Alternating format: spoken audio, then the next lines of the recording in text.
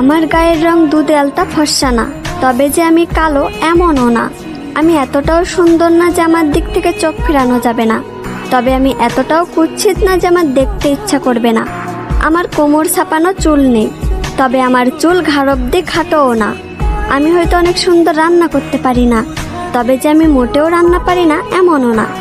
আমি হয়তো সবসময় সাজুগুজু করি না, তবে যে আমি মোটেও সাজি না এমনও না।